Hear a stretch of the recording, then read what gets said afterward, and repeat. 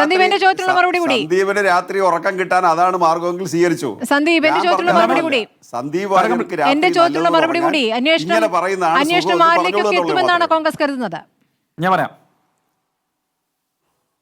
അല്ല, തീർച്ചയായിട്ടും ഞാൻ പറഞ്ഞല്ലോ, ദേവസ്വം മന്ത്രിമാരിലേക്ക് അന്വേഷണം എത്തും. കാരണം ഇതിന്റെ ഞാൻ പലപ്പോഴും പറയുന്നത്, വാസ്തവത്തിൽ ഇപ്പൊ അറസ്റ്റ് ചെയ്യപ്പെട്ട ആളുകൾ ടോക്കിയോയും നെയ്റോബിയും ഒക്കെയാണ്.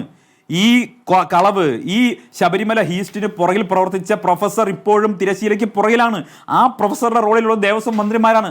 അവരിലേക്ക് അന്വേഷണം എത്തും എന്നതാണ് കോൺഗ്രസ് കരുതുന്നത്. എത്തണമെങ്കിൽ ഈ അന്വേഷണ സംഘത്തിന് കൃത്യമായിട്ട് അന്വേഷിക്കാൻ സാധിക്കണം. അവിടെയാണ് ചില പ്രയാസങ്ങളുള്ളത്. അവിടെ ഈ അന്വേഷണ സംഘം പിണറായി സർക്കാരിന്റെ പേറോളിൽ ഉള്ളവരായതുകൊണ്ട് സമ്മർദ്ദത്തിന് അടിമപ്പെടാൻ സാധ്യതയുള്ളത് കൊണ്ടും അന്തർദേശീയ മാനങ്ങൾ ഇതിന് പുറകിലുണ്ടെന്ന് ഹൈക്കോടതിയുടെ നിരീക്ഷണം ഉള്ളതുകൊണ്ട് ആ രീതിയിൽ അന്വേഷിക്കാൻ കഴിയുന്ന സംഘം ഇത് അന്വേഷിക്കണം എന്നുള്ളത് തന്നെയാണ് കോൺഗ്രസ് നിലപാട്. ശരി സന്ദീപ്, ഞാൻ തിരിച്ചെത്താം ഇടവേളയ്ക്ക് ശേഷം.